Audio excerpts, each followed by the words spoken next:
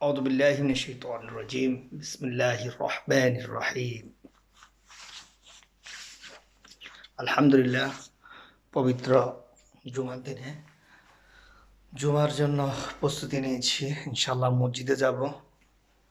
একটু স্প্রে করি body spray মারতেছি একটু যাওয়ার জন্য প্রিপারেশন নিচ্ছি ইনশাআল্লাহ একটু আতর দিচ্ছি জুমার দিন করিবের হজের দিন একটু আতর